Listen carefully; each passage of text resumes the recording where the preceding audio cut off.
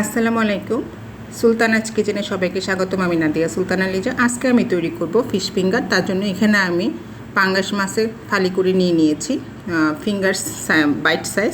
এখানে আদা রসুন বাটা হাফ চামচ, ফিশ সস, লেবুর রস, সেই সাথে দিয়ে দিয়েছি সামান্য পরিমাণ সয়া সস।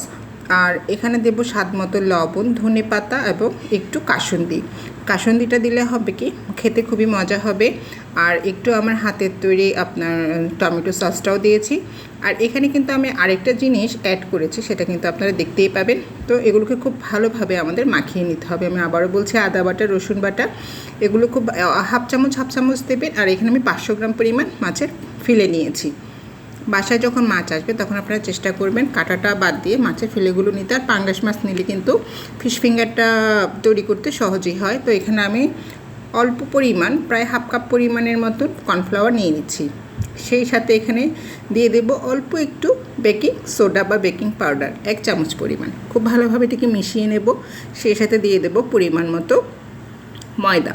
আপনার মাছের পরিমাণ অনুযায়ী আপনারা ময়দা দিবেন। আমি প্রায় এখানে 1 থেকে 1.5 কাপ পরিমাণ ময়দা নিয়েছি এবং এটাকে খুব ভালোভাবে মিক্স করে নিচ্ছি। স্বাদ মতো লবণ দিয়ে দেব।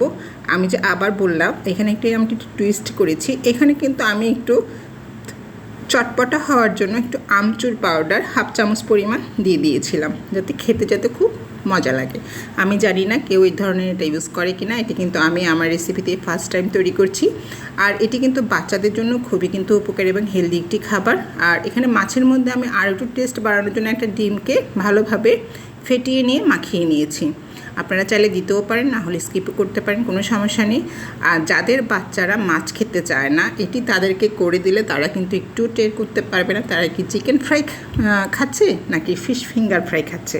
আমার বাচ্চারা কিন্তু ধরতে পারেনি। এটা যখন আমি ভেজে দিয়েছিলাম তারা বলেছে খুবই সুস্বাদু হয়েছে এবং অনেক টেস্টি হয়েছে।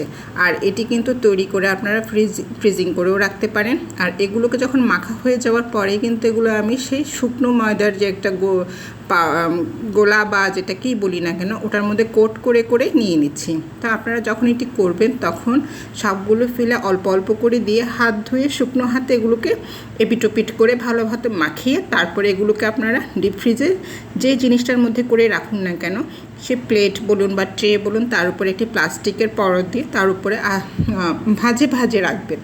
এবং একটা থেকে একটু দূরত্ব দিয়ে রাখবেন এই জন্য, কারণ জিনিসগুলো যখন ডিপ ফ্রিজে যখন ফ্রিজ হবে, শক্ত হবে, তারপরে কিন্তু এগুলো ভাজতে কিন্তু সুবিধা হবে। এখনই নিয়ে কিন্তু ভাজতে গেলে কিন্তু খুব একটা ভালো ফলাফল পাওয়া যায় না। তো আমি ঠিক এভাবে সবগুলো কোট করে নিচ্ছি। কোটিং করে এগুলো কিন্তু আমি ফ্রিজিং করব।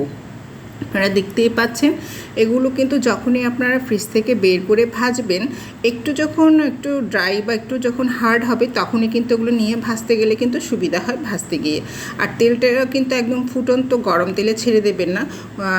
সবসময় মনে রাখবেন যখনই ডিপ ফ্রিজ থেকে কোনো জিনিস বের করে ভাজবেন, তেলটা কিন্তু কুসুম গরম অবস্থাতেই জিনিসগুলো দিয়ে দেবেন। আর এগুলোকে কিন্তু ফ্রিজ থেকে বের করে সাথেই দেবেন। নর্মাল বা ঠান্ডা হওয়ার জন্য রেখে দেবেন না, তাহলে কিন্তু পানি ছেড়ে দেওয়ার সম্ভাবনা থাকে। তো দেখতেই পাচ্ছেন আমি আমার লাস্ট পিসগুলোকে ভালোভাবে ময়দায় কোট করে সুন্দর করে আমি একটা র্যাপিং পেপারের উপরে বিছিয়ে এগুলোকে আমি এবার ডিপ ফ্রিজ করে নিচ্ছি। ঠিক 1 ঘন্টা পার হওয়ার পরে কিন্তু আমি কিছু ফিশ ফিঙ্গারগুলোকে বের করে নিয়ে ভেজেছিলাম আর বাকিগুলোকে আমি তুলে রেখেছি। তো আপনারা দেখতেই পাচ্ছেন কী পরিমাণ একটু ঠান্ডা হতে আমি দিয়েছি ফ্রিজে। তো আপনারা ঠিক এভাবেই করবেন। আর যখনই ফ্রিজে 1 দিন বা 2 দিন পর বা 1 মাস বা 2 মাস পর যখন এগুলো বের করে যখন খাবেন, তাহলে কিন্তু একদম সে বরফ ঠান্ডা অবস্থায় কুসুম গরম তেলের মধ্যে দিয়ে ভেজে খাবেন। আর এগুলোকে ভাজার সময় কিন্তু চুলার তাপ কিন্তু খুব বেশি জোরে দেওয়া যাবে না, মিডিয়াম আঁচে এপিটোপিট করে সোনালি করে ভেজে নেবেন। এবং চাইলে এখানে আপনারা গ্রিন সস, টমেটো সস অথবা অন্য যে কোনো সস দিয়ে জিনিসটাকে পরিবেশন করতে পারেন। তো আমার এই রেসিপিটি যদি আপনাদের ভালো লেগে থাকে তাহলে আপনারা আমার চ্যানেলটি সাবস্ক্রাইব করে দেবেন। দেখার জন্য ধন্যবাদ সবাইকে।